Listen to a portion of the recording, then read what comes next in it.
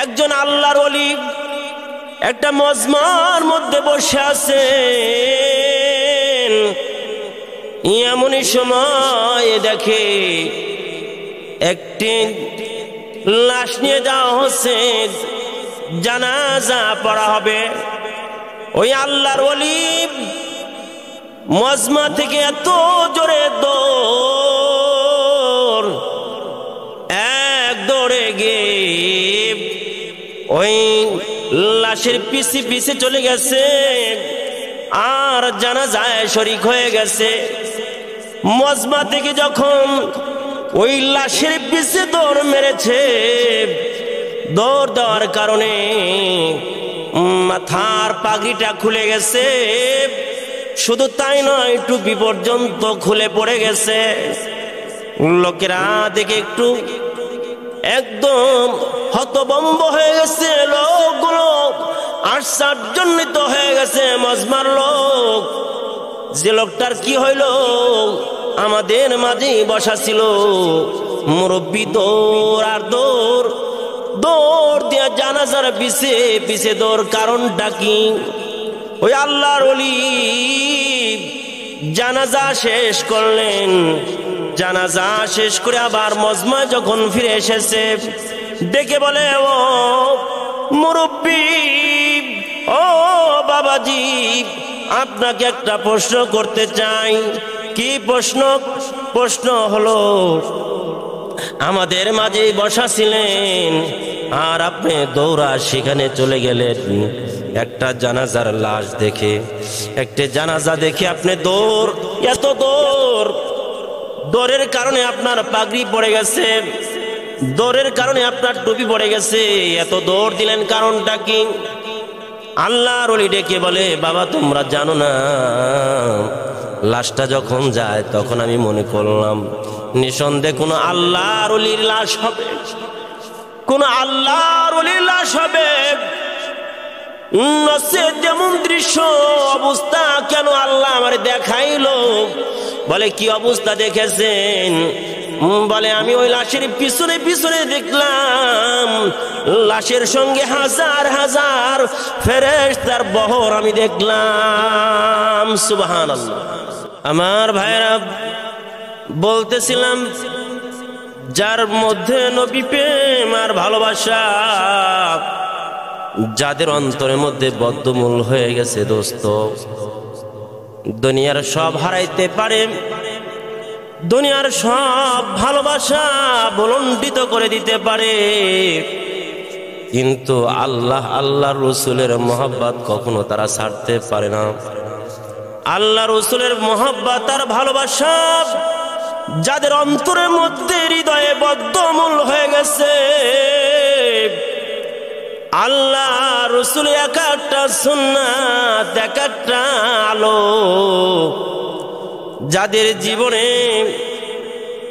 যে যত আল্লাহ রসুলের আদর্শ আর সুন্নাতকে মেনে নিতে পেরেছে, তার জিন্দেগি তত আলোকিত হয়েছে। আমার বন্ধু, একটা ঘটনা মনে পড়ে গেল।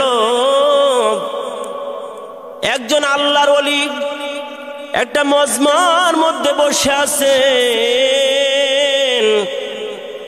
এমনই সময় দেখে একটি লাশ নিয়ে যাওয়া হচ্ছে, জানাজা পড়া হবে।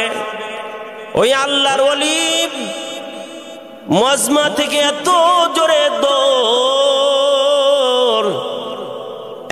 এক দৌড়ে গিয়ে ওই লাশের পিছে পিছে চলে গেছে আর জানাজায় শরীক হয়ে গেছে।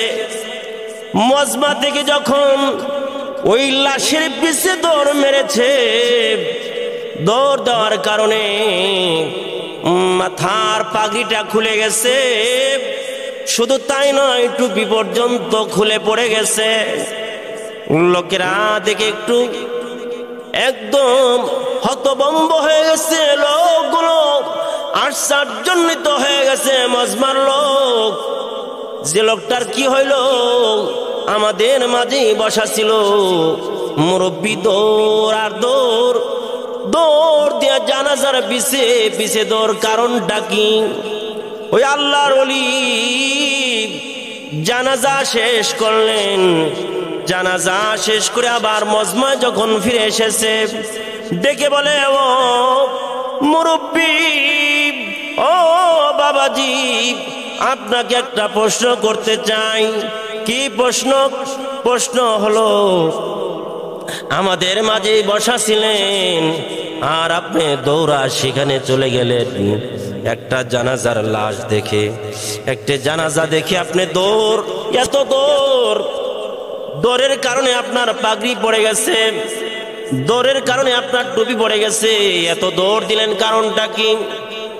আল্লাহর ওলি ডেকে বলে, বাবা তোমরা জানো না, লাশটা যখন যায় তখন আমি মনে করলাম নিঃসন্দেহে কোনো আল্লাহর ওলির লাশ হবে, কোন আল্লাহর ওলির লাশ হবে। যেমন দৃশ্য অবস্থা কেন আল্লাহ আমার দেখাইলো? বলে, কি অবস্থা দেখেছেন? বলে, আমি ওই লাশের পিছনে পিছনে দেখলাম, লাশের সঙ্গে হাজার হাজার ফেরেশতার বহর আমি দেখলাম। সুবহানাল্লাহ। এই জন্য আমি মনে করলাম নিঃসন্দেহে আল্লাহর কোন আল্লাহর ওলির লাশ হবে, কিন্তু আমি জানাজায় গিয়া দেখলাম ওটা কোনো বয়স্ক আল্লাহর ওলির লাশ না, এটা একটা কিশোরীর লাশ, একটি মেয়ের লাশ। জানাজার নামাজ আদায় যখন হয়ে গেল, জানতে পারলাম মেয়েটা কেমনে মারা গেল। বলে, মেয়েটা যখন জরুরত ধরেছে, জরুরত পূরণ করার জন্য, কাজা হাজত পূরণ করার জন্য আশ্রমে রওনা দিয়েছেন। বলে, আশ্রমে যখন রওনা দিয়েছে, কৈশোরীটা কি করেছে? ডান পা আগে দিয়েছে, আর ডান পা আগে দেওয়া, বাথরুমে ডান পা আগে দিয়ে যাওয়াটা সুন্নাতের খেলাফ।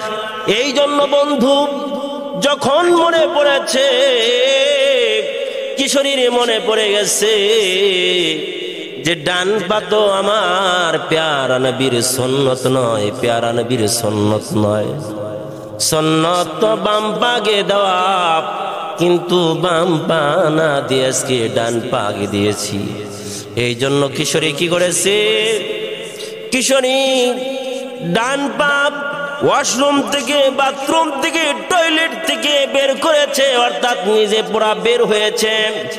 বের হয়ে দ্রুত বাম পা ওয়াশরুমে দিতে গিয়ে হসট খেয়ে পড়ে গেছে। হসট খেয়ে যখন পড়ে গেছে, মাথাটা চৌকাঠের সাথে, দরজার সাথে লেগে কেটে গেল। মাথাটা দরজার সাথে লেগে কেটে যায়, আর রক্ত বের হতে হতে সেখানে ওই কিশোরী সাথে সাথে দুনিয়া থেকে চলে যায়, বিদায় হয়ে যায়, শহীদ হয়ে যায়।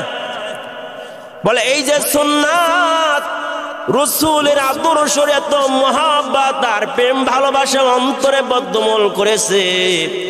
বলে, এক একটা সুন্নাত এমন আলো, এমন নূর। বলে, এই যে বাথরুমে যাওয়ার যে খিলাফে সুন্নাত বরদাস্ত করতে পারে নাই রে দোস্ত, ডান পাটা বের করে আবার বাম পা দিয়েছেন, সুন্নত তরিকায় ঢোকার চেষ্টা করেছেন।